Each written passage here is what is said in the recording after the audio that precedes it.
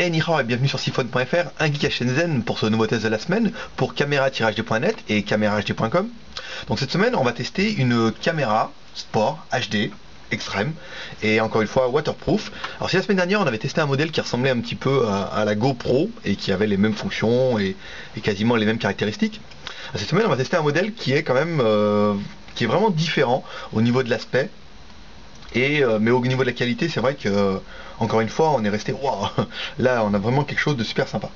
Donc le modèle en fait se présente comme une caméra un petit peu en forme de tube en plastique. Donc en fait, vous avez bien une caméra qui est waterproof jusqu'à 20 mètres.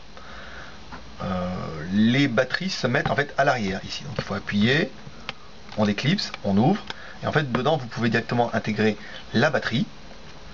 Et là vous avez la carte mémoire, donc la carte SD, la sortie HDMI et la connectique USB. Alors ça c'est un petit peu le tort qu'on trouvera avec cette caméra, peut-être le seul, mais bon, pour recharger il faut ouvrir, il faut brancher là, donc c'est vrai que c'est pas très pratique, mais c'est un peu la condition sine qua non pour avoir quelque chose de waterproof. La caméra, bon, elle a un aspect plutôt simple, un viseur ici en HD, ça c'est bien, un affichage LCD ici, bouton de mise en rouge, de mise en route, le mode vidéo, le mode photo donc qui se fait sur un appui court ici, et les menus où ça permet de régler un petit peu les paramètres. À savoir qu'en fait le modèle nous était donné comme n'étant pas en français, et la bonne nouvelle c'est qu'il est en français, donc ça c'est plutôt pas mal. La caméra est livrée tous ses accessoires, hein, câble HDMI complet, un câble pour me brancher sur l'ordinateur en USB, une sangle, un chargeur allume-cigare, un chargeur secteur. Ça c'est une espèce de fixation, nous on l'a vu sur les photos en fait, c'est pour mettre sur un tube de vélo ou un tube de ce que vous voudrez, ça permet de fixer la caméra. Un module plutôt pour le casque, donc arrondi avec le scratch, qui va bien pouvoir enlever et remettre la caméra, et un autre module pareil, vous allez pouvoir visser la caméra et vous allez pouvoir le scratcher après sur un casque, sur une planche de surf, sur un vélo, sur bien ce que vous voudrez. Donc la caméra a quand même un fonctionnement qui est plutôt facile, mise en route ici.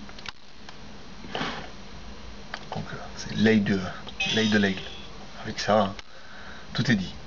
Donc le viseur est bien à droite, un écran LCD de 1,5 pouce, bon bah c'est quand même correct. Enregistrement, on appuie ici, ça enregistre. Vous voyez bien, les boutons sont vraiment bien waterproof. Ici. Pour prendre une photo, en fait, il suffit d'appuyer sur le bouton on-off. Voilà, là il vient de prendre une photo. Et ensuite, pour accéder au menu, bon c'est vrai que le bouton est un petit peu dur. Cause nouveauté oblige, et là directement on a accès au menu pour les réglages et tout ce qui va bien. Donc, par exemple si on met les réglages classiques, ensuite on valide avec la touche lecture, le langage, lecture, donc on a bien le français ou la française comme il pourrait le mettre ici, et ensuite un petit appui sur le menu et on revient au menu initial. Donc le fonctionnement de la caméra il est quand même super simple. Les fixations très bien étudiées, très bien pensées, surtout pour au niveau du sport. La résolution testée, et on va jusqu'en Full HD, hein, on va jusqu'en 1920 par 1080. Vous avez la possibilité de réduire un petit peu si vous trouvez que c'est un peu trop lourd. Savoir qu'en HD c'est quand même déjà plutôt pas mal, hein, en 1980 par 720, on a quand même quelque chose de sympa. Et on peut aller en 848 par 480 ou 640 par 480, donc là c'est de la résolution.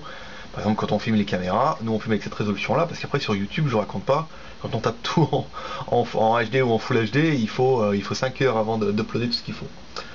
Donc quoi d'autre sur cette caméra, une bonne résolution photo, un capteur CMOS 5 millions de pixels, carte mémoire en carte SD, ça c'est bien. Quand même, ça permet de stocker jusqu'à 32 Go, mais bon, nous on a ici jusqu'à 16 Go, ça permet déjà de raconter des choses. Ensuite, la sortie HDMI avec le câble, ça c'est plutôt sympa. Et après, blablabla, bon bah forcément, intérêt du produit de batterie, ça c'est quand même assez sympa, parce que si vous partez en expédition et que vous partez avec vos 2 batteries chargées, et vous pouvez comme ça directement changer de batterie quand vous en aurez besoin. Quoi vous dire de plus sur cette caméra? Je pense qu'on a fait vraiment le tour du produit.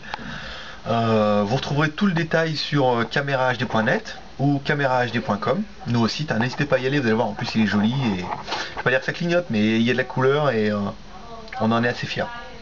Voilà, donc voilà ce petit test. Maintenant vous allez voir la vidéo en extérieur, la super vidéo en extérieur. Vraiment celle-là elle a une qualité qui déchire et pour un prix en dessous de 150 euros facile je pense. Facile, on n'est pas à 99 euros, mais on est en dessous des 150 euros pour un produit qui est vraiment de très bonne qualité, très bien fini. Ici en Chine il fait un carton, il s'en vend des palettes entières. Et voilà, ça sera vraiment un choix différent par rapport à la HD Pro Like qu'on avait testé la semaine dernière, mais qui est vraiment sympa. Et puis, et comme vous êtes sympa aussi, et que nos articles sont un petit peu suivis, la semaine prochaine vous en aurez un autre modèle sport, beaucoup plus bas de gamme, avec la vision de nuit et certainement moins quali que celui-là, mais celui-là c'est vraiment, il sort vraiment son épingle du jeu parce que pour moins de 150 euros vous avez vraiment une caméra sport de qualité. Et après à voir l'utilisation que vous en faites, mais on peut s'en servir aussi bien en caméra un petit peu caméra compacte que en caméra sport action, où elle est assez polyvalente de par sa taille et son utilisation. Vous voyez, pour la tenir en main comme ça, c'est assez intéressant. Voilà, écoutez, retrouvez ce test sur camerahd.net, camerahd.com, et puis moi je vous dis, peut-être cette semaine, ça va être tendu, on a encore pas mal de choses, mais certainement, au pire, encore un test par semaine. Bonne journée. Et voilà donc pour cet enregistrement en qualité Full HD.